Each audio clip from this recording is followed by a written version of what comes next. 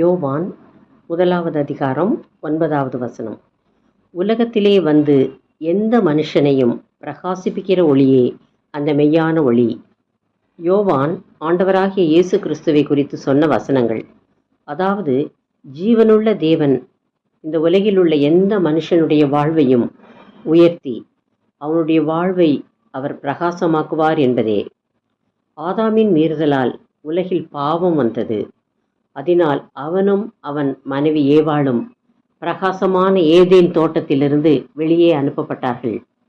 அந்த நாளிலிருந்து இந்த நாள் வரை உலகில் மக்கள் போராட்டங்கள், பிரச்சனைகள், வியாதிகள், வறுமை போன்றவைகளால் துயரப்பட்டு கொண்டிருக்கிறதை காணலாம். அவர்களுடைய எதிர்கால வாழ்வு இருண்டு போயிருக்கிறதையும் காணலாம்.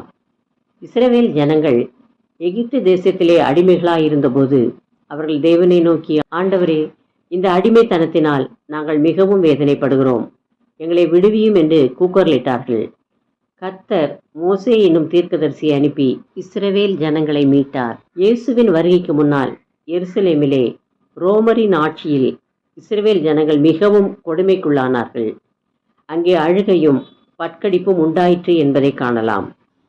அப்பொழுது தேவன் இயேசுவை உலகிற்கு அனுப்பி இஸ்ரவேலின் துயரை துடைத்து அவர்களை அடிமைத்தனத்திலிருந்து மீட்டு ரட்சித்தார். என் இருண்டு போன வாழ்வில் ஒளி பிறக்குமா? எனக்கு ஒரு நல்ல எதிர்காலம் அமையுமா? என் போராட்டங்கள், பிரச்சனைகள் தீருமா? யார் என்னை தேற்றி எனக்கு சமாதான வாழ்வு அளிக்க முடியும் என்று நினைத்து கொண்டிருக்கிறீர்களா?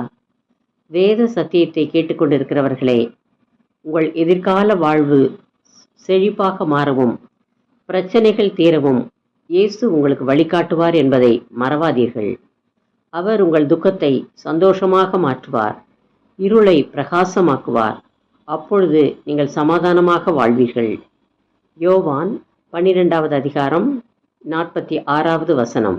என்னிடத்தில் விசுவாசமாய் இருக்கிறவன் எவனும் இருளில் இராதபடிக்கு நான் உலகத்தில் ஒளியாக வந்தேன். ஜெபம். இயேசுவே, என் இருண்டு போன வாழ்வை மாற்றும். நான் இழந்து போன சமாதானத்தை எனக்கு தாரும். என்னை கடைசி வரை காப்பாற்றும். ஆமேன். தேங்க்ஸ் ஃபார் வாட்சிங். Like, share, subscribe.